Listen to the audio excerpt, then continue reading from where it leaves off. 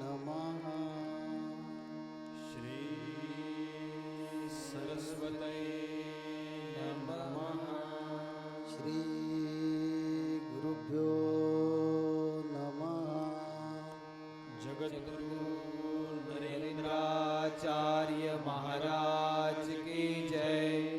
सद्गुरु गाढ सिद्धेश्वर महाराज की जय. संत शिरोमणी गजानन महाराज की जय. आद्य जगद्गुरु रामानंदाचार्य महाराज की जय. सियावल्लभ रामचंद्र की जय. परम पूज्य कानिफनाथ महाराज की जय.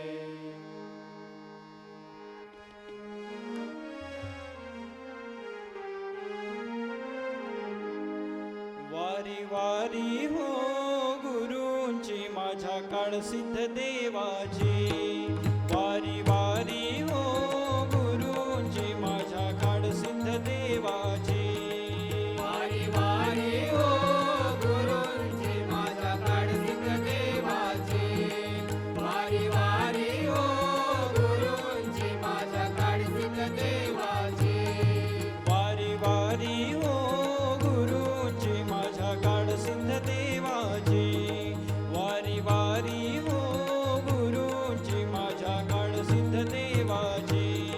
वारी वारी हो गुरूंची माझ्या काळसिद्ध देवाची. वारी वारी हो गुरूंची माझ्या काळसिद्ध देवाची. करा करा बोळवण, करा करा बोळवण, करा करा बोळवण अज्ञानाची. करा करा बोळवण, करा करा बोळवण, करा करा बोळवण अज्ञानाचे. करा करा बोळवण, करा करा बोळवण, करा करा बोळवण अज्ञानाची. करा करा बोळवण, करा करा बोळवण, करा करा बोळवण अज्ञानाचे. वारी वारी हो गुरूंची माझ्या काळसिद्ध देवाची.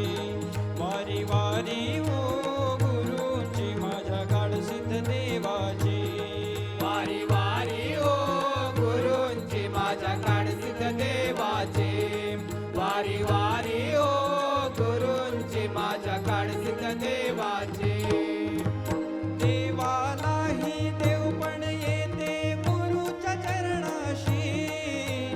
ऐसा महिमा वर्णिला आहे वेदशास्त्रांशी. देवालाही देवपण येते गुरुच्या चरणाची. ऐसा महिमा वर्णिला आहे वेदशास्त्राची. देवालाही देवपण येते गुरुच्या चरणाशी. ऐसा महिमा वर्णिला आहे वेदशास्त्रांशी. देवालाही देवपण येते गुरुच्या चरणाची. ऐसा महिमा वर्णिला आहे वेदशास्त्राची. वारी वारी हो गुरूंची माझ्या काळसिद्ध देवाची. वारी वारी हो गुरूंची माझ्या काळसिद्ध देवाची. वारी वारी हो गुरूंची माझ्या काळसिद्ध देवाची. वारी वारी हो गुरूंची माझ्या काळसिद्ध देवाची. काळसिद्ध बाप्पा माझा आहे गंगा मुक्तीची. पापनाशक पुण्यदायक विश्वेश्वर काशी. काळसिद्ध बाप्पा माझा आहे गंगा मुक्तीची. पापनाशक पुण्यदायक विश्वेश्वर काशी. काळसिद्ध बाप्पा माझा आहे गंगा मुक्तीची. पापनाशक पुण्यदायक विश्वेश्वर काशी. काळसिद्ध बाप्पा माझा आहे गंगा मुक्तीची.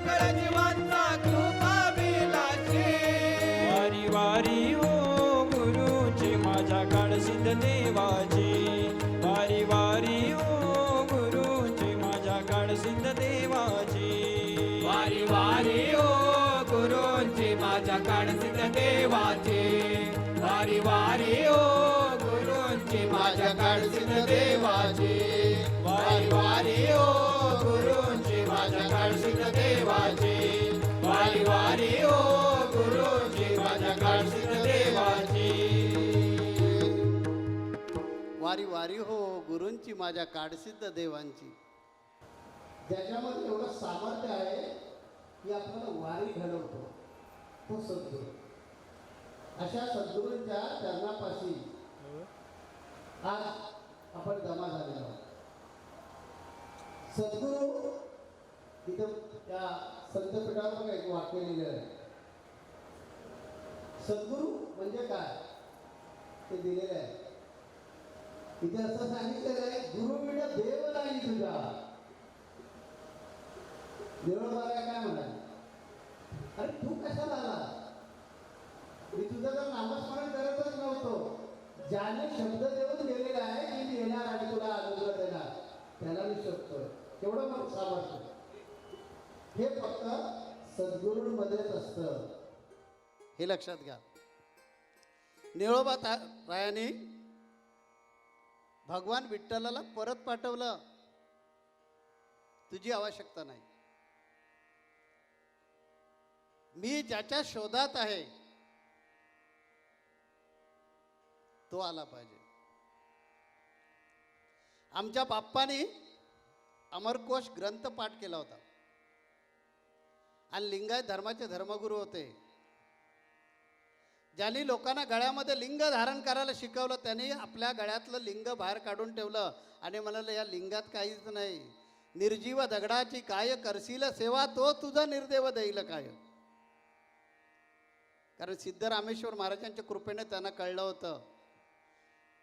ज्ञानेश्वर महाराज माऊलींचा हा अभंग आहे, त्याच्यामध्ये ज्ञानेश्वर माऊलींनी सांगितलंय, तो तुझ्याच हृदयी आत्माराम देही देव असता जासी नाना तीर्था चुकलासे आता म्हणे ज्ञानदेव. त्या सद्गुरू जे आहेत, हे सद्गुरू जे देव देऊ शकत नाही. आपण अनेक वेळा सद्गुरूंवरती प्रवचन ऐकलेले आहेत. जे देव देऊ शकत नाही ते सद्गुरू देतात. मी माझ्या अभंगामध्ये काय सांगितलं की देवालाही देवपण येते गुरूंच्या चरणाशी. म्हणून तर तो राम हा परब्रह्म, मग सांगितलं आमच्या सत्पुरुषांनी, राम हा परब्रह्म वशिष्ठा शरणम कृष्ण सांदीपणे गुरु केला. तुकोबरायांनी तर काय सांगितलंय की देव शोधायला बाहेर कुठेही जाण्याची गरज नाही. देव गुरुपाशी आहे. देव कुठे आहे? गुरूंजवळ आहे. वारंवार सांगू का आहे, कारण त्याला चराचरात असणारा जो देव आहे तो कळलाय. त्यानं ते आपल्या गुरूंच्या कृपेमुळे या चराचरामध्ये जो आहे, जो ब्रह्मांडात आहे, तो माझ्यामध्ये आहे, त्याचा निसंशय अनुभव घेतलेला आहे. त्याला सद्गुरू म्हणतात. अशा सद्गुरूंची आम्ही सगळी लेकरं आहोत या व्यासपीठावर बसलेले, आणि त्यांचा कृपानुग्रह झालाय. म्हणून या सर्व महंतांचा लाभ हा त्यांच्यामुळे झालेला आहे. मी नाही आणलेले त्यांना. मी आणणारं कोण? माझ्या अवकातच काय. त्यांच्या कृपेचं हे फळ आहे, हे लक्षात घ्या. तेव्हा अनेकांनी अनेक विषयावर प्रवचन करून आपल्याला ज्ञानामृत पाजलेलं आहे.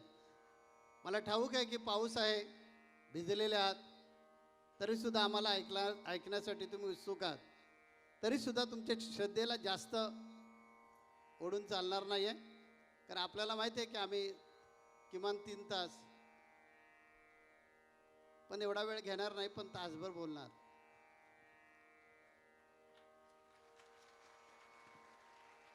तर हे जे सद्गुरू आहेत, हे सद्गुरूंची प्रधान लक्षणं काय?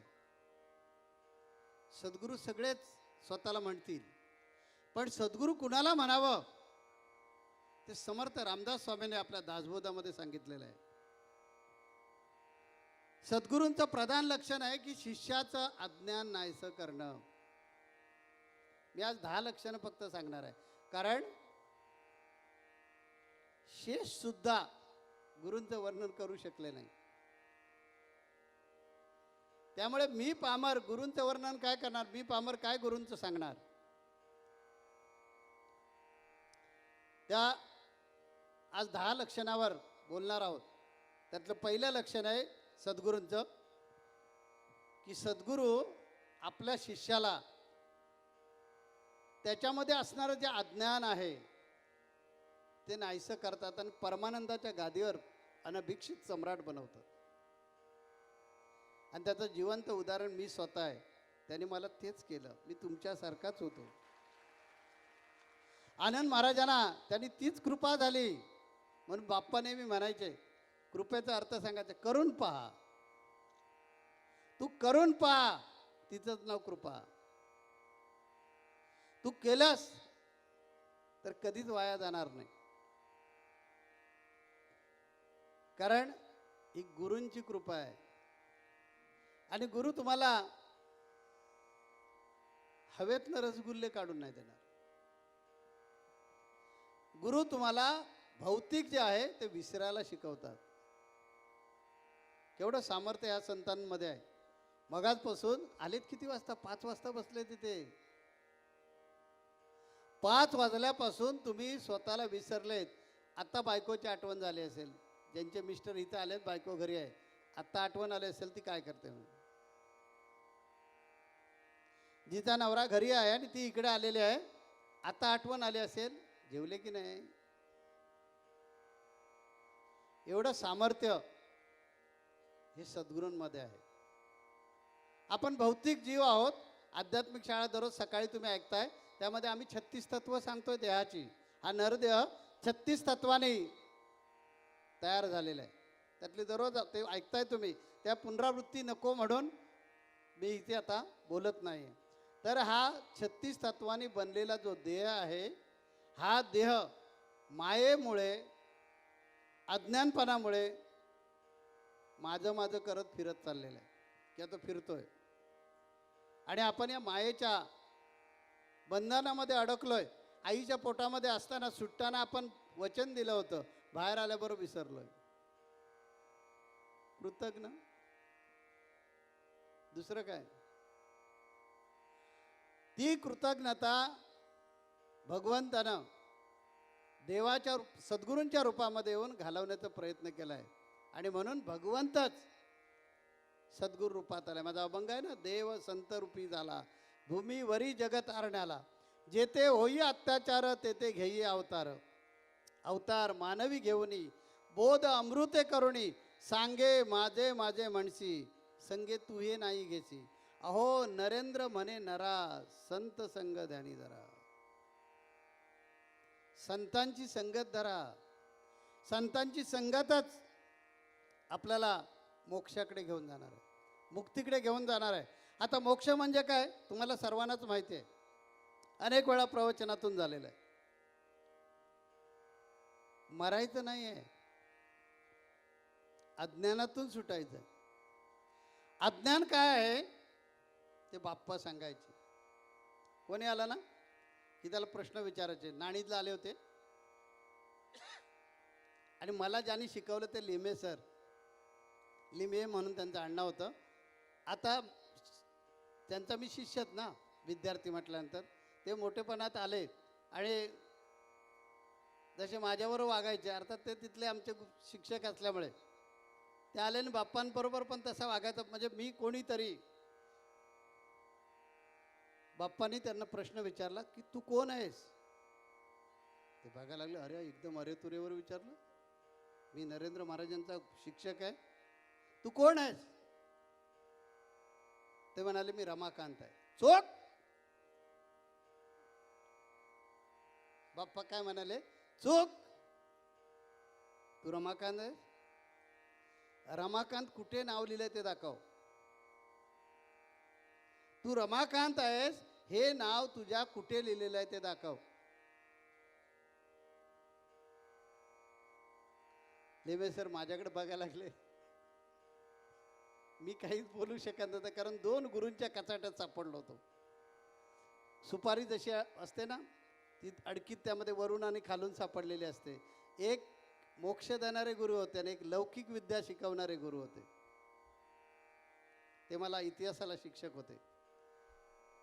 त्यामुळे प्रश्न निर्माण झाला होता, आता काय करायचं. ह्याही गुरुंना दुखवता येणार नाही आणि त्यांना तर दुखवायची हिंमतच नाही.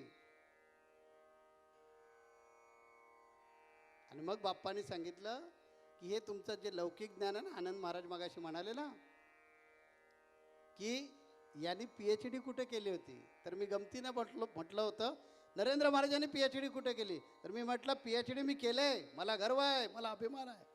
समर्थ सद्गुरू काड सिद्धेश्वर महाराज ही PhD मी केले म्हणून मी निक्षून सांगितलंय हो मी देव आहे. आणि सांगितलं अनुभव घेऊन बघा. आणि मला वाटतं इथे बसलेला कोण असा आहे की त्याला मी देव आहे याची प्रचिती आलेली नाही, त्याने हात वरती करा. मग जगद्गुरु नरेंद्राचार्य महाराज देव आहेत याची अनुभूती आले, त्याने हात वरती करा. कारण महाराज हे एवढं निक्षून मी का सांगितलं, त्यांच्याच कृपेनं सांगितलं. माझं सांगणं आहे, हा गर्व नाही आहे, हे लक्षात घ्या. गुरुने दिलेल्या ज्ञानाचा स्वाभिमान आहे.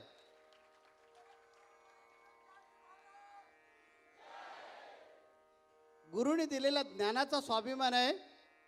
तुम्ही जगाच्या पाठीवर कुठंही असा आणि तिथून मला हाक मारा की स्वामी नरेंद्र महाराज मला अमुक अमुक वाजता उठवा. उठवला नाही तर मला विचारा. हे यथार्थ ज्ञान ज्याला झालं तोच सद्गुरू. कारण मला ठाऊक आहे की तुम्ही माझ्याकडे या शरीराने बघताय. जगद्गुरु नरेंद्राचार्य महाराजांचं शरीर आहे ते पाहताय, पण मी तो नाहीच आहे. मी माझ्या अभंगातच सांगितलेलं आहे की देहाचे व्यवहार चालती अलिप्त, सर्व काळ आहे गण्या साक्षीभूत. या अभंगामध्ये मी सांगितलंय की मी वेगळा आहे आणि देह वेगळा आहे,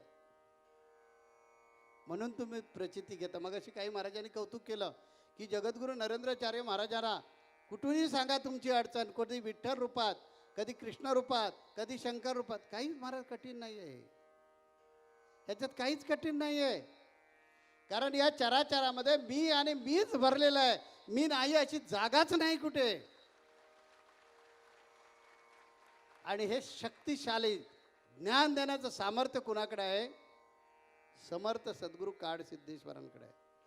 सद्गुरूंचं हेच लक्षण आहे पहिलं की जे आपल्या शिष्याला लौकिकातून बाहेर काढतात आणि परमानंदाच्या त्या अनभिक्षित त्याला सम्राट बनवतात. म्हणून दासबोधामध्ये सांगितले समर्थ रामदास स्वामींनी, परमार्थी नाही तो भिकारी. आनंद महाराजांनी त्याच्यावर चांगलं भाष्य केलेलं आहे. ज्याला स्वतःचा अर्थ समज, टाळ वाजवणे म्हणजे परमार्थ नाही आहे. भजन म्हणणे म्हणजे परमार्थ नाही. ज्ञानेश्वरी मुखतगत झाली म्हणजे परमार्थ नाही. गीतेचे श्लोक तुमचे पाठ आहेत, गीतेच्या ऋचा तुमच्या पाठ आहेत, म्हणून परमार्थ झाला का नाही? पोपट सुद्धा बोलतो. पोपट सुद्धा ऋचा बोलू शकेल. परवाच मी ABP माझ्यावर एक आला होता ना, कळलं होतं ना, एक सीन आला होता. पोपटाचा त्रास झाला आणि म्हणून कुणीतरी कंप्लेंट केली त्या आजोबांनी. तेव्हा लक्षात घ्या, परमार्थ त्यालाच म्हटलं जातं की ज्याला स्वतःचा अर्थ समजला. मी चराचरामध्ये आहे. मी सांगितलं अणु रेणूत देव आहे, नरेंद्र म्हणे शोधून पाहे. कळला नाही, कळला नाही, कळला नाही देव, आम्हा कळला नाही देव. या अभंगामध्ये मी सांगितलंय की अणु रेणूत देव आहे. हे एवढं मी ठणकावून का सांगतो, तर ही असीम कृपा काड सिद्धांची आहे. आणि हे जर मला शक्य आहे तर तुम्हाला अशक्य बिलकुल नाही. तुम्ही सुद्धा होऊ शकता. ह्याच्यासाठीच माझा जन्म आहे. आपणासारखे करती तात्काळ नाही, काळ वेळ तया लागेल, असं नामदेव महाराजांनी ठणकावून सांगितलंय. मी अनेक वेळा सांगितलं, आजही सांगतो, यापुढेही सांगेन हे संत महात्म्यांचे जे अभंग आहेत ना, ते कवी कल्पना नाही आहेत, हा अनुभव आहे त्यांचा. फक्त आपल्याला काय झालं पाहिजे, शरण आलं पाहिजे, आपल्या गुरूंकडून शिकलं पाहिजे. आज आम्ही जगद्गुरू पदावर विराजमान आहोत, परंतु आमच्यामुळे जगद्गुरूंचा अहंकार नाही आहे. मी काड सिद्धेश्वर महाराजांच्या चरणाची धूळच आहे. कळंगुटकर मामाने, आनंद महाराजांनी, प्रभुदेवजी महाराजांनी अनेक वेळा ऐकलंय, सार्वजनिक कार्यक्रमामध्ये जिथे जगद्गुरूने सगळ्या मर्यादा पाळायच्या असतात तिथे बोलायचं नसतं, कारण जगद्गुरू म्हणजे प्रत्यक्ष भगवान प्रभू रामचंद्रांचं रूप. तिथे मी ठणकावून सांगितलंय, कुंभमेळ्यासारख्या ठिकाणी जिथे आमचे सगळे साधू असतात आणि जे साधू आम्हाला प्रभू म्हणून नावानं हाक मारतात, तिथे ठणकावून सांगितलंय, दगडाचा देव कुणी जर बनवला असेल तर तो माझ्या फक्त समर्थ सद्गुरू काड सिद्धांना. त्यांच्यामध्येच ताकद असते तुम्हाला परमानंदाची प्राप्ती करून देण्याची. गुरूंचं दुसरं लक्षण आहे, शॉर्टकटमध्ये सांगितलंय, समजून घ्या. गुरूंचं दुसरं लक्षण आहे संपूर्ण मानवता आणि दिव्य ईश्वरता. हे गुरूंचं दुसरं लक्षण आहे, संपूर्ण मानवता आणि दिव्य ईश्वरता. आपल्या माऊलीचे किती हाल झाले, ज्ञानेश्वर माऊलींचे. त्यांच्या पिताश्रीने दुसरं काहीच नव्हतं केलं, गुरु आज्ञा पाळली होती. जगद्गुरू रामानंदाचार्यांचे आज्ञा पाळली आणि चैतन्य परत आले संसारात. संसार करण्याची हौस नव्हती. गुरु वाक्य मंत्रमूलक. त्यांना ठाऊक नव्हतं की मला गुरुने आज्ञा दिले ग्रहस्थी होण्याची, आणि ग्रहस्थाश्रम स्थापन केलं की ग्रहस्थाश्रमाच्या नियमाप्रमाणे वागावंच लागणार आहे, आणि त्यामुळे मुलं बाळं होणार. चैतन्य मागं फिर, तुझी पत्नी तिकडे आपेगावाला वाट पाहते, चल मागे फिर.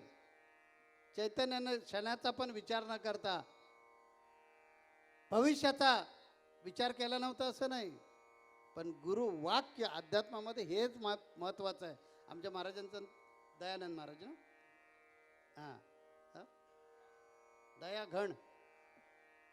दयागण महाराजांनी हेच सांगितलं सुरुवातीला, की परमार्थामध्ये निष्ठा लागते. आणि गुरून त्यांनी पहिली सुरुवात केली, एंट्री केली, त्यावेळी त्यांनी सांगितलं परमार्थामध्ये पाहिजे काय, पाहिजे आपल्याकडे भांडवल, तर विश्वास. गुरूंवर प्रचंड विश्वास पाहिजे. माझं कसं होईल विचार करू नका, त्यांना ठाऊक आहे काय करायचं ते. मला ज्यावेळी नोकरीचा राजीनामा द्यायला सांगितलं त्या कानिपनाथ महाराज किती वर्षाचे होते, 3.25 वर्षाचे.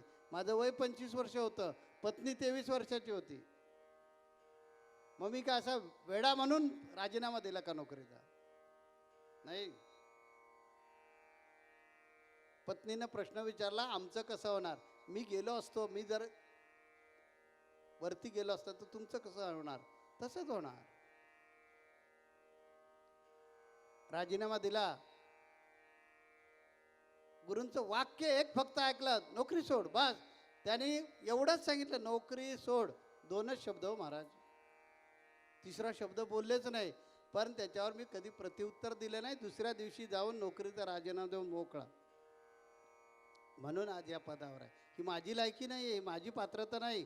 म्हणून मी तुम्हाला काय सांगितलं, मी बी घडलो. तुम्ही ऐकलंत वेगळं. मी बी घडलो, तुम्ही बी घडा गुरूंच्या चरणाशी. चारही मुक्त्या होतील तुमच्या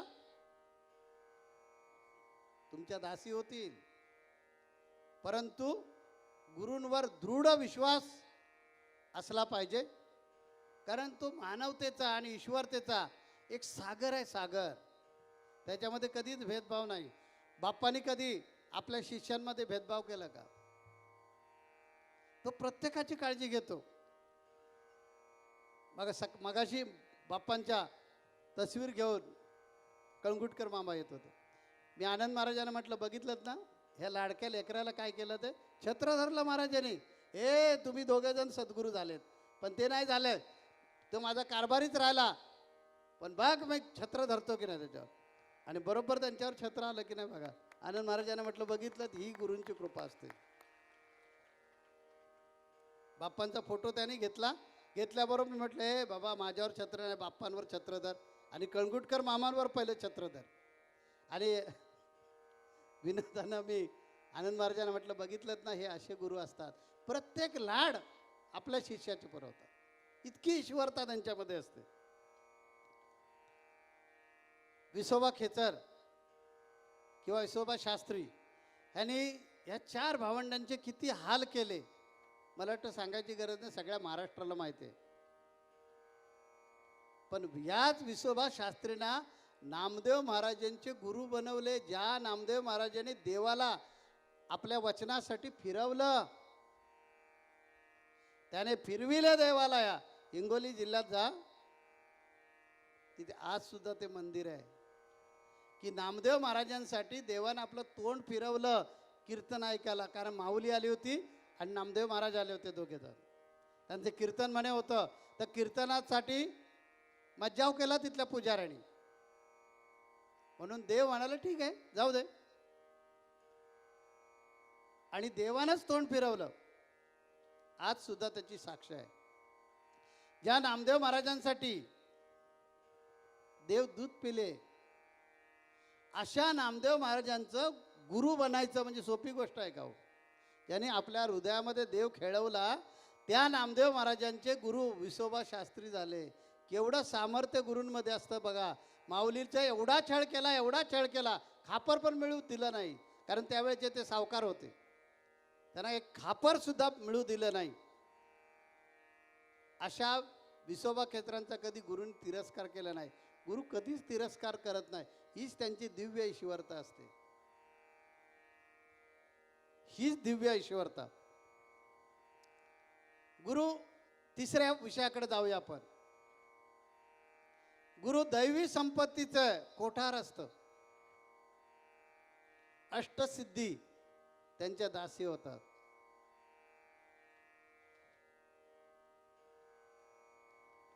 एकदा का तुम्ही आत्मज्ञान झालं म्हणजे तुम्ही सद्गुरूंच्याच भूमिकेत येतात. एकदा का तुम्हाला आत्मज्ञान झालं की तुम्ही सद्गुरूंच्याच भूमिकेमध्ये येतात आणि तुमच्या अष्टसिद्धी ह्या दासी झालेल्या असतात. तुम्ही अनेक वेळा असे अनुभव घेतलेत, दाखले घेतलेत की गुरुजींनी गुरुपूजन करावं, धो धो धो धो पाऊस चालू असायचा आणि आम्ही स्टेजवर येऊन बसलो की पाऊस जातो.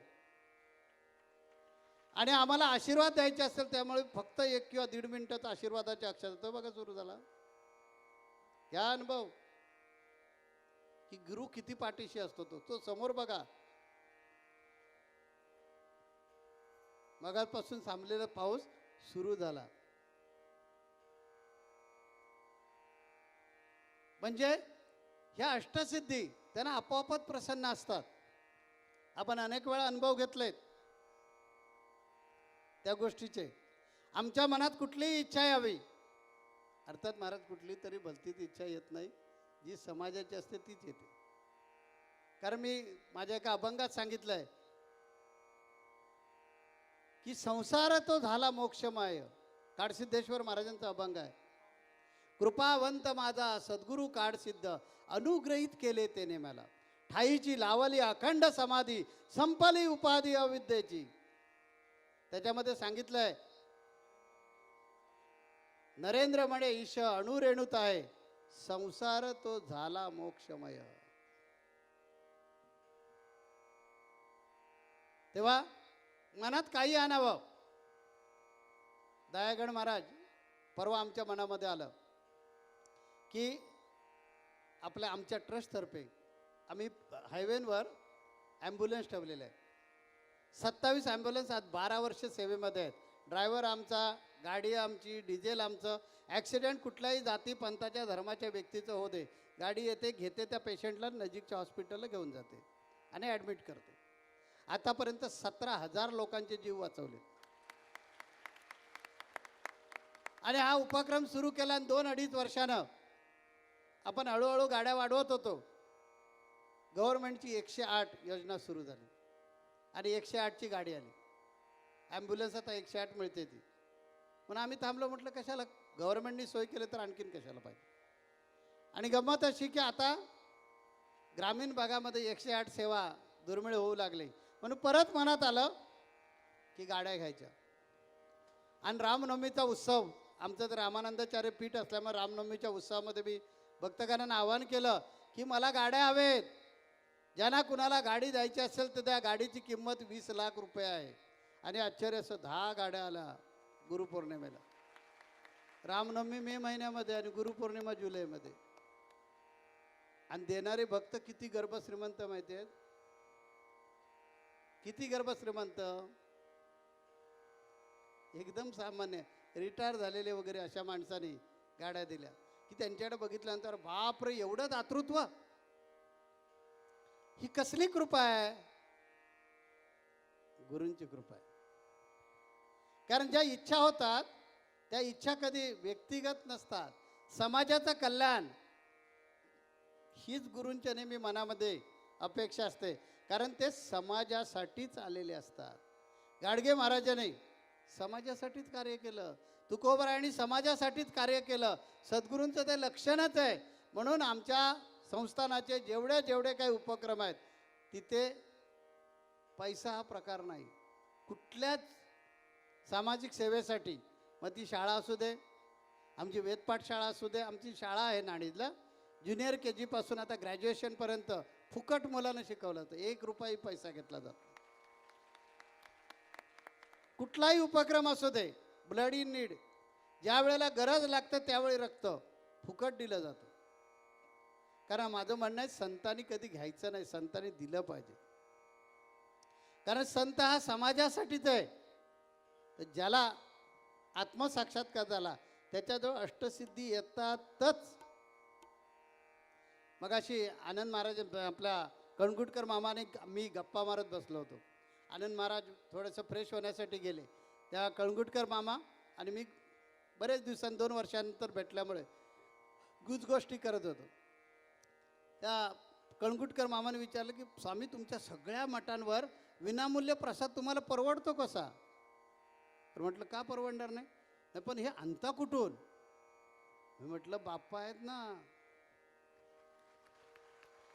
ते सगळं बाप्पा करत असतात. आणि आश्चर्याची गोष्ट आहे महाराज मंडळींसाठी, आमच्या पीठाची सगळी गोदामं फुल आहेत. कोरोनामध्ये जवळजवळ आम्ही 300 टन धान्य वाटलं फुकट गोरगरिबांना. की ज्या कोरोनाच्या काळामध्ये लोक एकमेकांना भेटू शकत नव्हतं, त्यावेळेला 300 टन धान्य विनामूल्य वाटलं. आणि तरीसुद्धा आमची गोदामं भरूनच आहे. नाणीजला जर बघितलं तर एवढी मोठी शेड आहे, ह्याच्या एवढी मोठी शेड आहे, पूर्ण टाईट आहे, फुल भरलेली, कमीच नाही पडत. सगळ्या पिठांवर आहे. देणारे कोण आहेत? बाप्पा. प्रत्येक भक्तगणांना, जो शेतकरी आहे त्याने फक्त 1 किलो धान्य वर्षाला द्यायचं. अखंड महाराष्ट्रातून कलेक्ट होतं धान्य. आणि प्रत्येक पिठावर त्या त्या गरजेनुसार प्रत्येक गोडाऊन फुल असतं, त्याच्यातून ह्यांनी करून घालायचं कारभारी लोकांनी.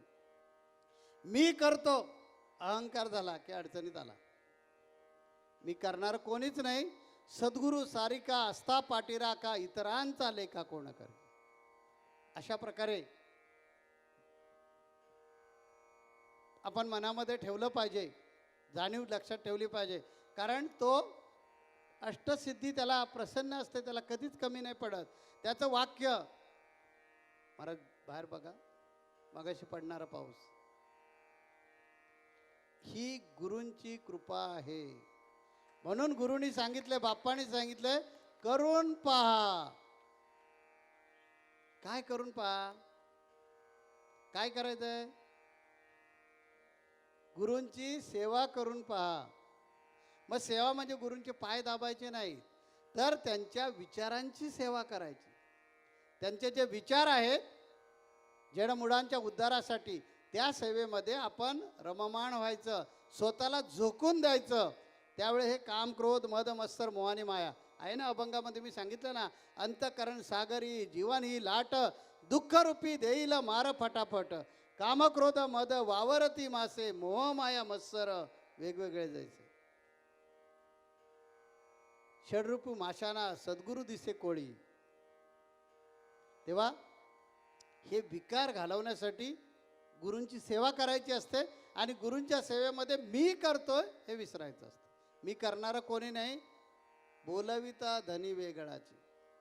ही जाणीव ठेवली की आपल्यामध्ये शरणागताची जी 6 अंग आहेत ती अंग आपसुकच उदयाला येतात. कारण गुरुना अष्टसिद्धी प्रसन्न असतात. तुमच्यामुळे काहीही आणणार नाही आहे. तुम्ही काही नाही मदत केली तरी हे देवाचं कार्य आहे, तो करून घेणार. हे लक्षात घ्या. तो का करून घेतो तर त्याला सगळ्या सिद्धीत प्रसन्न असतात. ज्यावेळी मोदींनी एखादी घोषणा केली अमक्याला अमुक 1000 रुपये द्यायचे, सगळ्या स्टाफ ऑटोमॅटिक कामाला लागतो ना. तसं आत्मज्ञान झालेला आत्मसाक्षात्कारी सद्गुरूला या अष्टसिद्धी प्रसन्न करून घ्याव्या लागत नाहीत. त्या दासी म्हणूनच कार्यरत असतात, सेवेमध्ये असतात. सद्गुरूंचं 4थं लक्षण आहे भगवंताबद्दलचं अतूट प्रेम. आता सद्गुरू जे असतात ना त्यांचा भगवंत कोण असतं? विठ्ठल, शंकर, राम. बाप्पांचा भगवंत कोण होता? कोण सांगेल? हात वरती करा, बोला. हा, बाप्पांचा भगवंत सिद्धरामेश्वर होते. मी स्वतःच्या डोळ्यानं पाहिलेलं आहे. त्यावेळी आम्हाला फार लांब उभं राहावं लागायचं, त्या रांगेत तिकडे उभं राहावं लागायचं. जवळ येऊ द्यायचे नाहीत, कारण जी मंडळी होती ती काही वेगळं माझ्याबद्दल सांगायची. पण आम्ही निस्सीम प्रेम केलं आणि त्याची कदाचित ती कृपा असेल. कणगुटकर मामा जे होते ते कणगुटकर मामा, शोभाताई वगैरे बाप्पांना हॉस्पिटलमधून घेऊन यायचे. बाप्पानं सलाईन लावलेलं असायचं आणि बाप्पा वाळकेश्वरला बाणगंगेमध्ये हॉस्पिटलमधून आले ना, सलाईन चालू आहे, दर्शनाला कुठे? आपल्या भगवंताच्या. किती प्रेम असेल याचा विचार करा की डॉक्टरने सांगितलं विश्रांती घेतली पाहिजे, ते विश्रांती घ्यायला कुठे जातात बघा. म्हणजे गोरेगाव कुठे? सिद्धार्थनगरला बाप्पा राहायचे. गोरेगाव सिद्धार्थनगर कुठे आणि वाळकेश्वर कुठे? तुम्ही सगळे मुंबईकर आहात, तुम्हाला माहिती आहे. हॉस्पिटलमधून सुटले, मी माझ्या स्वतःच्या डोळ्यात 3 ते 4 वेळा पाहिले. कारण आम्हाला माहिती आता बाप्पांना हॉस्पिटलमधून सोडणार आहे की आता आपली काय डाळ कोण शिजू देणार नाही, घेणारच नाहीत ना जवळ. त्याच्यामुळे आलो तरी नाही आहे नाही म्हणून सांगणार. मग आम्ही काय करायचो? त्या भानगडीतच नाही पडायचं. बाप्पा येणार कुठे ते मला मात्र नक्की माहिती असायचं. मग तिथे जाऊन समाधीच्या तिथे वाळकेश्वरला जाऊन थांबायचं. मग बाप्पांचं बरोबर दर्शन व्हायचं. किती अतूट प्रेम. नंतर तर उभं राहायला यायचं नाही तरी गुरूंच्या आरतीला ते उभे राहणार म्हणजे राहणार.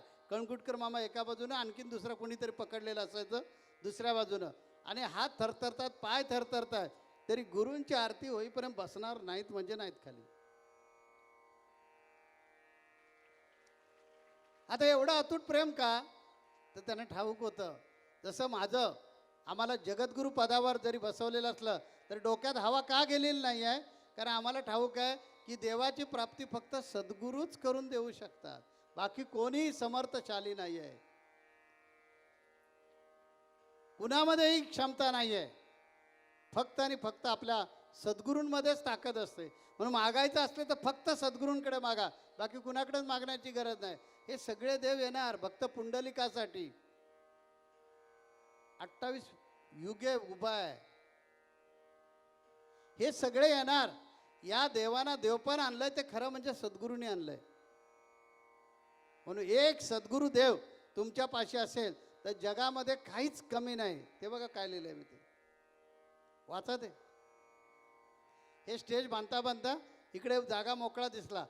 लोक आमच्या जे युवा पिढीनं हे सजवलं ना संतपीठ, ते त्यांना प्रश्न पडला तिथे काय करायचं. मी उभा राहिलं, म्हटलं अरे हे एवढंच वाक्य तुमचं नाही आहे, तेवढं लिहून टाका. गुरुविना देव नाही तुझा. त्यांनी माझ्याकडे बघितलं, लगेच खुदकन असले. अरे हेच कमी होतं. गुरूंपेक्षा जगात कुठलाच देव मोठा नाही. ज्याला आत्मज्ञान झालेलं आहे असा सत्पुरुष जो आहे त्याला माहिती आहे की मी जरी चराचरात असलो तरी माझ्यातलं जे स्वामित्व आहे, माझ्यातलं जे स्वस्वरूपाचं ज्ञान आहे ते आणि ते फक्त माझ्या केवळ गुरुनी दाखवलेलं आहे. आणि म्हणून तो जरी सद्गुरू झाला तरी सुद्धा तो आपल्या सद्गुरू आनंद महाराजांची किती निष्ठा आहे, त्यांच्या बोलण्यातली तगमग, त्यांच्या अंतःकरणातली तगमग नाही का प्रवचनामध्ये समजली. कारण ते गुरूंवर खरं प्रेम आहे, ते अतूट भगवंत प्रेम हे सद्गुरूजवळ असतंच. आता मला तुम्ही सद्गुरू म्हणता, पण बघा ना माझ्याकडे पण नेहमी बाप्पा बाप्पा बाप्पा का असणार? कारण आमचा भगवंत बाप्पांव्यतिरिक्त कोणीच असू शकत नाही, कोणीच असू शकत नाही. आता तुम्ही शरीराला भुलता, बाप्पा पण सांगायचे मी आत्मा आहे, मी शरीर नाही. त्यांचाच चेला मी आहे, मी सांगतो मी देव आहे. शोधून बघा म्हणजे सापडेल. सद्गुरूंचं 5वं लक्षण आहे माणसाची देहबुद्धी क्षीण करणे आणि आत्मबुद्धीकडे त्याला वळवणे. एक अजातशत्रू नावाचा राजा होऊन गेला. त्याचं एका म्हणजे एका स्त्रीवर प्रेम होतं, तिचं नाव होतं आम्रपाली. तो तिच्यावर इतका प्रेम करायचा, इतका प्रेम करायचा, तिच्याशिवाय त्याला सगळं जीवन व्यर्थ वाटायचं. तिची प्राप्ती व्हावी, तिची प्राप्ती होण्यामध्ये जे जे अडचणी आणायचे त्याच्या त्यांनी अनेक जणांची हत्या केल्या. त्याची क्रूरता बघून आम्रपालीनं त्याच्यावर कधीच प्रेम केलं नाही. तिचं लग्न झालं. अजातशत्रू जो होता तो उद्विग्न झाला, सैरावैरा झाला, का त्याचं जे मनाचं स्वप्न होतं ते भंग झालं आणि नैराश्य आलं. आपलं पण तसंच होतं, कारण आपण देहावर प्रेम करणारे लोक आहोत. आम्हा लोकांवर कधी परिणाम होत नाही का? कारण आम्ही सांगितलं नको प्रतिष्ठा, नको चार मुक्ती, नको नको देवा वैकुंठामासी, राहो सदा काळ नाम तुझे मुखी, मागणे योगी राया हेच तुझ्या पाशी. आणि त्यामुळे दुःख नाही, तळमळ नाही, येता तरी सुखे या, जाता तरी सुखे जा. व्यावहारिक माणसामध्ये ते मला आज मिळालं नाही म्हणून मी दुःखी होणार. तमुक तमुक गोष्ट पाहिजे, माझं लग्न झालंय, मला इतके वर्षाले मूल नाही, इतका व्याकुळ, इतका व्याकुळ, इतका व्याकुळ. तसं ते अजातशत्रू इतका व्याकुळ झाला की ज्या आम्रपालीसाठी जीव की प्राण करत होता ती आम्रपाली आपल्याला सोडून गेली म्हणून नैराश्य आलं. आणि नैराश्याने तो राज्य करायचा आणि प्रजेवर इतका सूड उगवायचा. एक दिवशी गौतम बुद्ध त्याच्या राज्यात जातात. तो गौतम बुद्धांचं दर्शन घेतो. संतांचं दर्शन आपण का घेतो? कोण सांगेल? का घेतो? सगळ्यांना माहिती आहे. त्यासाठीच तुम्ही जसं सुरुवातीला ज्या गोष्टीसाठी आलात तसंच राजा सुद्धा गौतम बुद्धांना शरण येतो आणि आपला मुकुट काढतो आणि त्यांच्या झोळीमध्ये टाकतो. गौतम बुद्धांनी त्याच्याकडे पाहिलं आणि तो झोळीतला मुकुट काढला आणि त्याच्या परत डोक्यावर घातला आणि म्हणाला, हे राजन, एका स्त्रीसाठी एवढा हवादिल झालायस, नैराश्यग्रस्त झालाय, तू राजा आहेस, प्रजेचा तू पिता आहेस, तेव्हा देहबुद्धीकडे बघू नकोस. तुझी आम्रपाली कुठेच गेलेली नाही आहे. आत्मबुद्धीनं पाहिलंस तर लक्षात येईल आम्रपाली तुझ्यातच आहे. आणि अशा प्रकारचा बोध करून त्याला ध्यान धारणा संत संग शिकून त्याला देहबुद्धीतून आत्मबुद्धीकडे वळवला. असे सद्गुरू असतात. म्हणून सद्गुरूंना माय म्हणतात. म्हणून या मायेसाठी मगापासून आपण सगळं ऐकतोय, तर एक पुष्पांजली गीताच्या स्वरूपात वाहूया आणि मग पुढे जाऊया.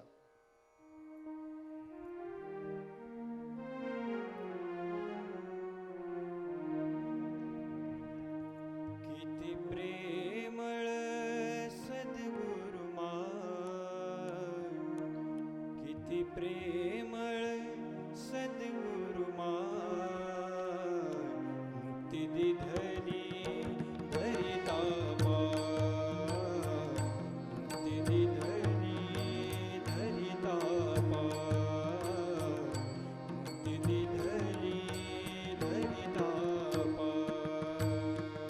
किती प्रेमळ सद्गुरुमान, किती प्रेमळ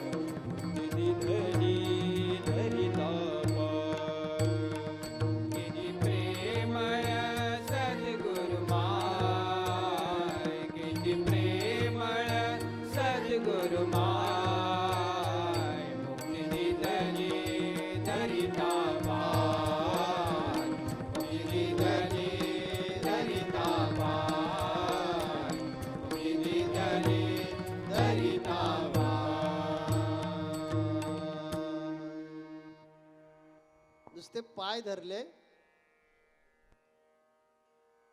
एवढा परमानंदाचा, एवढा परमार्थाचा अनभिक्षित सम्राट बनवला. कारण तो दाता आहे.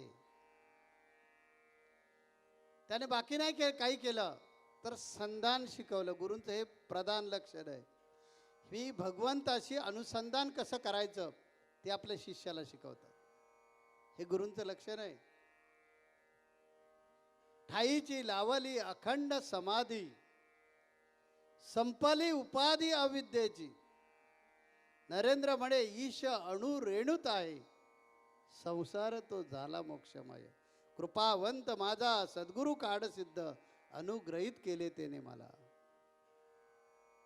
फक्त अनुग्रह केला म्हणजे काय केलं? कृपा केली. आणि कृपा एवढी केली आपल्या समान बनवलं. बघा जगामध्ये असं कोणीही नाही. गुरु आपल्याकडचं काही स्वतःकडे काहीच ठेवत नाही. ते सगळं आपल्या शिष्याला देऊन टाकतात. बाप्पानी काय केलं? आपल्या समान बनवलं. एवढंच काय, मगाशी मामाने सांगितलं ना, किती त्रिकाल ज्ञानी. जगद्गुरु होण्यापूर्वी मला सांगितलं तू जगद्गुरु होणार. आता माझा काय संबंध? हे आमचे महाराज आहेत, त्यांना विचारा. जगद्गुरु व्हायचं असेल तर साधू परंपरेत, त्यांच्या परंपरेत जावं लागतं. आमची सगळ्यांची परंपरा संत परंपरा. पण गुरु किती त्रिकाल ज्ञानी असतात आणि त्याच्या शब्दामध्ये काय ताकद असते. मी सांगितलं असतं तर कदाचित कौतुक केलंय असं वाटलं असतं. कळंगुटकर मामानेच सांगितलंय. कारण कळंगुटकर मामा बाप्पांबरोबर सावलीसारखे असायचे. बाप्पांनी देह ठेवला आणि अन्य कुणाचं नुकसान एवढं झालं नसेल, एवढं नुकसान कळंगुटकर मामांचं झालं. इतके जवळ. जसा तो शेष असायचा ना भगवान विष्णूच्या जवळ, आणि शेषावर भगवान विष्णू पोहडायचे, तसे कळंगुटकर मामा होते. आजी आहेत. तेव्हा ही जी मुक्ती आहे, ही मुक्ती मिळण्यासाठी अनुसंधान. तुम्ही माझ्याकडे येता, वेगवेगळ्या प्रकारचे प्रश्न घेऊन येता. मी काय सांगतो तुम्हाला? प्रश्न ऐकलाय, सुटायला पाहिजे असेल तर काय केलं पाहिजे? काय दोन पत्ते सांगा. काय सांगतो मी? दिवसातून फक्त 10 मिनिटं भक्ती करा. आणि स्वप्नात सुद्धा कुणाचं वाईट चिंतू नका. आणि जगाच्या पाठीवर कुठेही असा तिथून हाक मारा, स्वामी नरेंद्र महाराज मी अमुक अमुक प्रसंगात आहे, मला वाचवा. नाही वाचवलं तर विचारा. वास्तविक मी विचारलं पाहिजे ना, तुमचा एवढा मोठा प्रश्न किती देणार? आम्ही काय विचारतो? नाम किती देणार? भक्तीच्या बँकेत डिपॉझिट किती ठेवणार? तर तुमचा चेक वाटणार म्हणून सांगतो. का सांगतो? कारण तुम्हाला संधान ठेवण्याची सवय लागली पाहिजे. कारण आपण काय करणार, प्रपंचिक माणसं आम्ही जे घेऊन आलोय आमच्या ह्या आध्यात्मिक दुकानामध्ये, पोतं घेऊन आलोय, ते फाटलेलं आणलेलं आहे. कितीही टाका खालून पडून जातं, ते रिकामच असतं.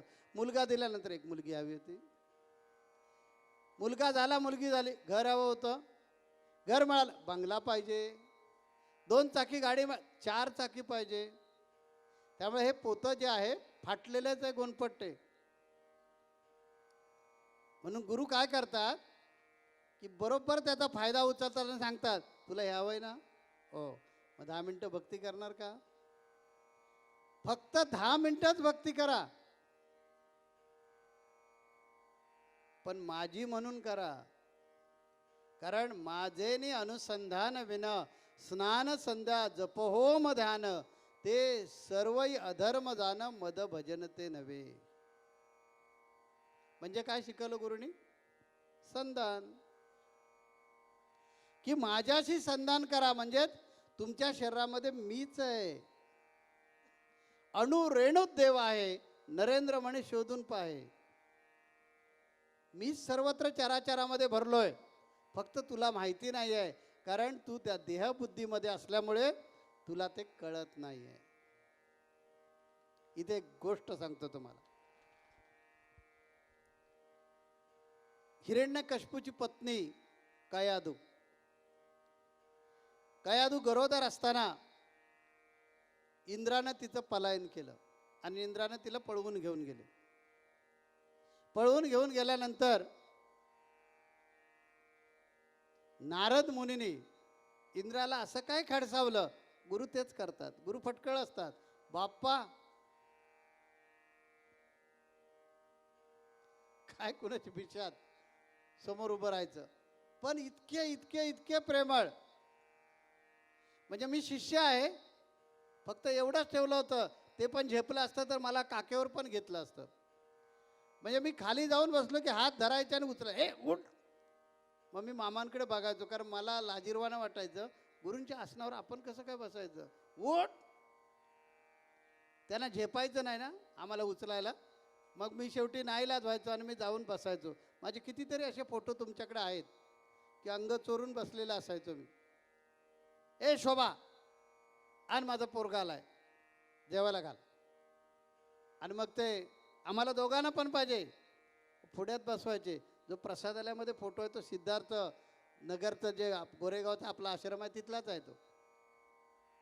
आणि स्वतःच्या हातानं त्या फोटोमध्ये गंमत बघा, माझ्या ताटामध्ये बघा, मला पण ताटामध्ये वाढलेलं आहे आणि आपल्याला पण वाढलंय, दोघांना वाढलेलं आहे. मी म्हटलं महाराज मी खाली बसतो, बस इथे. आणि आपल्या पलंगावर बसवलं. आणि महाराज गुरूंचं प्रेम किती असतं, म्हणून ती माय असते. पलंगावर बसवलं आणि आपल्या ताटातलं भरवलं, माझ्या ताटामधलं भरवलेलंच नाही. वास्तविक आईसुद्धा मोठं मूल झालं की त्याचं उष्ट खायला कचरते. हे तर सद्गुरूच आहेत, परब्रह्म आहेत. त्यांनी आपल्या पुढ्यातलं मला भरवलेलं आहे. त्या चमच्यानं, ज्या चमचा माझ्या तोंडात घातला तो चमच्यानं बाप्पाने खाल्लेला आहे. ही गुरूंची कृपा आहे, लक्षात घ्या. आता तो फोटो बघितला की तुम्हाला कळेल त्यांचं प्रचंड किती प्रेम आहे. आणि आई नाही का लाडूकपणानं भरवते. त्या आईचं तोंड कसं होतं बघा बरं. बाप्पांचा फोटो बघा प्रसादालयामध्ये, म्हणजे इतकं त्यांचं प्रेम, इतकं प्रचंड प्रेम. त्या गुरु काय करतात, आईच्या मायेनं आपल्यावर प्रेम करतात आणि काय करतात की भगवंताशी अनुसंधान शिकवतात, अनुसंधान करायला शिकवतात. तर हिरण्यकश्यपूची पत्नी कयाधूला इंद्रानं पळवून नेलं, इंद्राला खडसावलं नारद मुनीने आणि तिची सुटका केली आणि आपल्या आश्रमामध्ये आणून ठेवली. आणि तिथे ओम भगवते वासुदेवाय नमः हा नारद मुनींच्या आश्रमातला मंत्र त्या कयाधूच्या पोटामध्ये असणाऱ्या बालकावर संस्कार करत होता. योग्य समयी तिचं बाळंतपण झालं आणि भक्त प्रल्हादाचा जन्म झाला. आणि हा भक्त प्रल्हाद, मोठी कथा आहे, आपल्याला संक्षिप्त सांगून पुढे जावं लागेल. हा भक्त प्रल्हाद त्यामुळेच, जे गुरुने अनुसंधान शिकवलं त्या अनुसंधानामुळेच वडिलांनी कितीही प्रयत्न केले, कड्यावरून फेकून टाकलं, काहीच झालं नाही. कारण भगवंताशी ज्याचं अनुसंधान आहे ना, तो कुठल्याच प्रसंगाला घाबरणार नाही. दुःख, तळमळ, क्लेश काहीच येणार नाही त्याच्या मनात. त्याला उकळत्या तेलाच्या कढईमध्ये टाकलं, तुम्हाला माहिती आहे, ऐकलेत गोष्ट बरेच वेळा. कड्यावरून फेकलं, स्वतःच्या बहिणीच्या मांडीवर बसायला दिलं, जिला होलिका म्हणतात, आणि पेटवून दिलं, ती पेटली. भक्त प्रल्हाद नाही पेटला. का? संधान. ज्यानं भगवंताशी संधान साधलं तो अजरामरच झाला. आणि ज्याला अनुसंधान साधता आलं नाही त्याचं शरीर जे आहे तो एकदा आत्माराम उतरला की ते शव होतं. कालच्या आध्यात्मिक शाळेत विषय होता ना. परंतु ज्याने अनुसंधान साधून आत्मस्वरूपाची ओळख करून घेतली, असे जरी देह ठेवत असले तरी तो देह शिवच असतो, शव कधीच होत नाही. म्हणून आपण बाप्पांच्या जाऊन समाधीचं जे दर्शन घेतो ते त्यामुळे घेतो. तेव्हा गुरूंचं हे लक्षण आहे की आपल्या भक्ताला, आपल्या शिष्याला ते भगवंताशी अनुसंधान करायला शिकवतात. गुरूंचं 7वं लक्षण आहे की आत्मस्वरूपामध्ये मीच आहे याचा त्यांना साक्षात्कार झालेला असतो. आणि म्हणून बाप्पा कधीच घाबरले नाहीत की मी लिंगायत धर्माचा धर्मगुरू आहे, लिंगायत समाज माझ्यावर बहिष्कार टाकेल, मी लिंग काढून ठेवतो. केवढी क्रांती आहे ती. गळ्यातलं लिंग काढायचंय, कारण तो धर्मच त्या लिंगावर आधारित आहे. आणि म्हणून गळ्यामध्ये ते लिंग असतं. ते लिंग बाजूला काढायची सोपी गोष्ट नाही आहे. ज्याला या चराचरामध्ये बाप्पा काय म्हणायचे माहिती आहे, तुम्ही बाहेरच्या लिंगांची पूजा कसली करता, आतलं लिंग जर तुम्हाला कळलंच नाही तर बाह्य लिंगांची पूजा करून देव कधी सापडणार आहे का. हे निसंशय निश्चयात्मक ज्ञान बाप्पा नव्हतं, म्हणून ते सद्गुरू, म्हणून त्यांची पुण्यतिथी. आनंद महाराजांनी सांगितलं पुण्यतिथीचा अर्थ सांगितला. आमच्या बोला नाव भाग्योदय महाराज, भाग्योदय महाराजांनी पण हा बघा फोटो पा पा पा बघा बाप्पाने तोंड कसं केलं बघा. म्हणजे लहान मुलाला आई कसं भरवते त्यावेळी तोंड आईचं ॲटोमॅटिक उघडतं ना. बघा आम्हाला मोठ्या थाळ्यामध्ये दिलं आहे, लेकरू लाडकं असतं ना, त्या मोठ्या थाळ्यात भरपूर खा. आपल्याला थोडंसं घेतलं कारण त्यांनी नाश्ता केला होता आणि आम्ही नेमकं त्यानंतर जाऊन पोचलो होतो. गोरेगावच्या आश्रमातला आहे. तर ते किती बघा ना, चेहरा त्यांचा कसा आहे, एकदम पूर्णपणे माझ्यामध्येच हरवून गेलेले आहेत आणि मला ते भरवत आहेत. आपल्या पुढ्यातलं बघा, आपल्या डिशमधला चमचा आहे, त्यांच्या डिशमधला चमचा उचलला.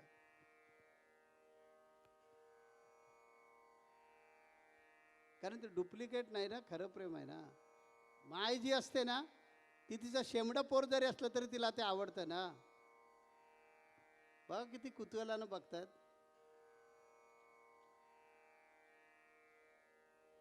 तेव्हा भगवंताची म्हणजे गुरूंचं 7वं लक्षण आहे मीच आत्मस्वरूपामध्ये सर्वत्र आहे. आणि बाप्पा म्हणूनच सांगायचे की मी आत्मा आहे, येईल जाईल त्याला कळगुडकर मामा ये इकडे. हा कोण प्रत्येकाला विचारायचे. मग त्याने नाव सांगितलं, तू अमुक आहेस, तुझं नाव कुठं लिहिलंय ते दाखव. आणि मग बाप्पा ते धाग्याचं उदाहरण द्यायचे. वस्त्र दिसतं आपल्याला पण एका धाग्यापासून बनलेलं आहे असं उदाहरण द्यायचे. कारण गुरुना निसंशय ज्ञान झालेलं असतं. आम्ही ठणकावून सांगतो हो तो देव मीच आहे. का सांगतो, कारण मला माझ्या गुरुकृपेने ते निसंशयात्मक ज्ञान झालेलं आहे. आणि म्हणून मला माहिती आहे तुम्ही कुठूनही हाक मारली, तुम्हाला वाटत असतं की कर्नाटकातून हाक मारली मी. स्वामीनं कळलं कसं, ह्यानं कळलं कसं, अरे मी चराचरात आहे बाबा. त्या कर्नाटक म्हणजे काहीच नाही, एक उंच माणूस आहे 5-6 फूट उंचीचा आणि एक 1.5-2 फूट उंचीचा माणूस मुलं आहे. त्याने ते तिकडे वरती बघायचं आणि वरच्यानं खाली बघितल्यानंतर जसं त्याला जसं दिसतं तसाचा प्रकार आहे. कारण मी शरीर नाही आहे ना. तुम्ही अनेक वेळा माझं नाव सांगून साप थांबवलेले आहेत. सकाळीच बघितलं ना उदाहरण, नागाचं बघितलं ना. ते तुम्हाला वाटत असतं की नरेंद्र स्वामींचं नाव सांगितलं तर साप कसा थांबतो. ज्ञानेश्वर माऊलींनी सांगितलं तो हो, या रेड्यामध्ये सुद्धा मीच आहे. कारण त्यांची टिंगल केली होती, ह्याचं नाव पण ज्ञाना आणि तुझं पण नाव ज्ञाना, तू रुचा बोलतोस, हा बोलेल का. माऊली म्हणाले का नाही बोलणार. तसं मी सांगितलंय की माझं नाव सांगून बघा त्या सापाला थांबतो का बघा. कारण सापाला कान नाही आहेत. मनात सांगितलेलं तिथे पोचलं पाहिजे. किती जणांनी असा अनुभव घेतला त्याने हात वरती करा सापाचा.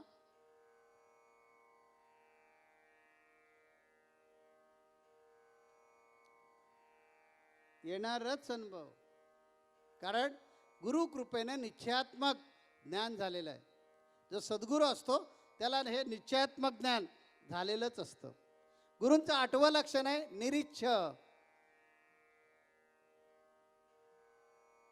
त्याला कधीच असा स्वतःचा व्यक्तिगत जीवन नसतं आणि मला हे हवं, मला ते हवं, मला ते हवं.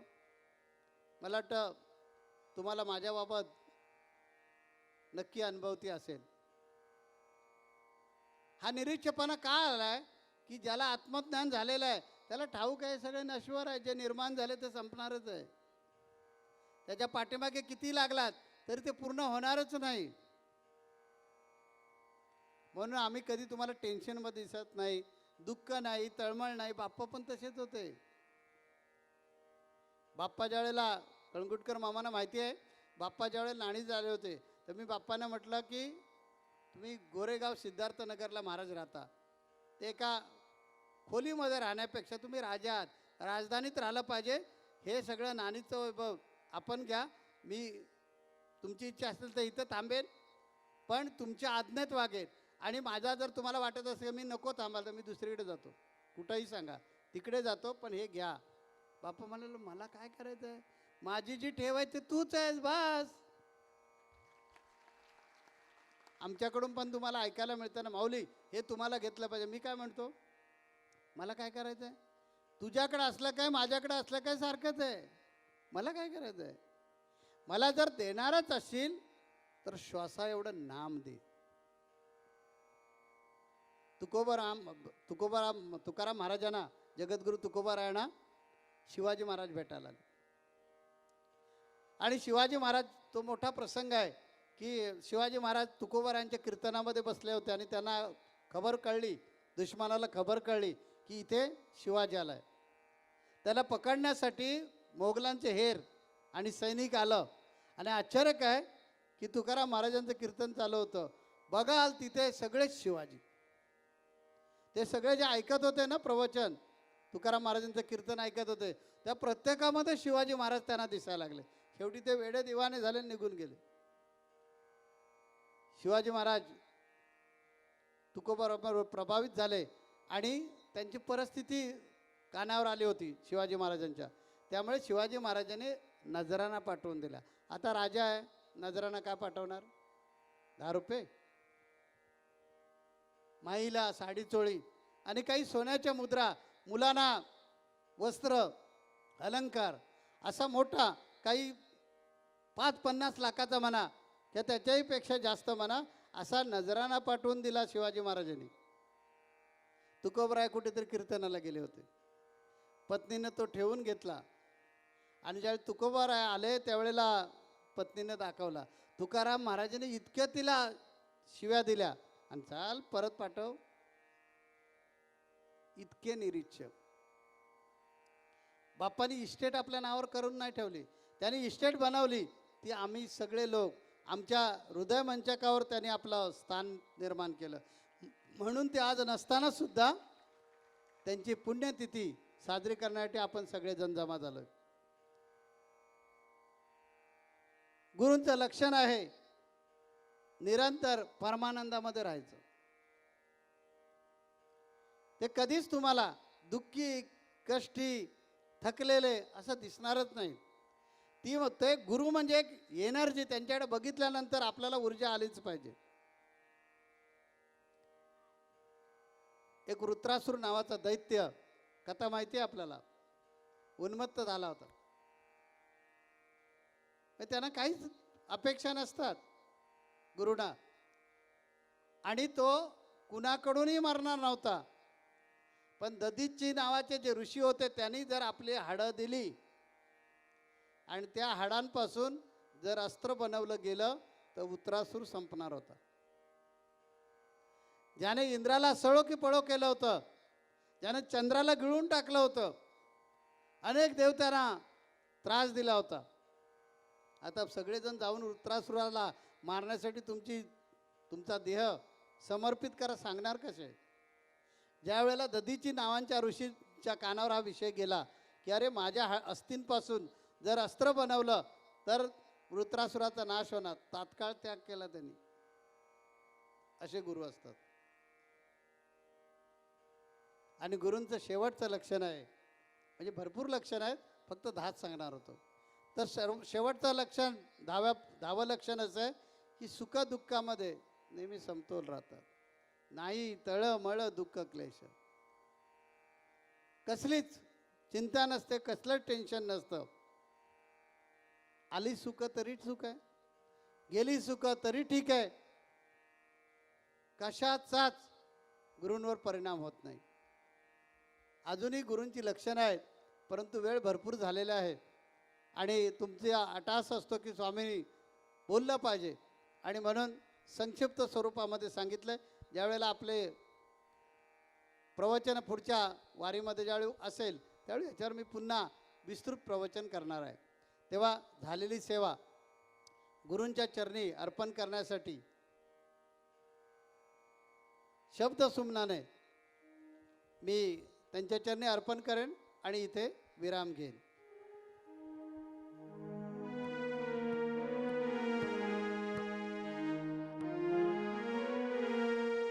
ब्रह्मा विष्णू शिवाहून माझा काळ सिद्ध महान. ब्रह्मा विष्णू शिवाहून माझा काळ सिद्ध महान. परब्रह्म तूच बापा आम्हा लेकरांचा प्राण. परब्रह्म तूच बापा आम्हा लेकरांचा प्राण.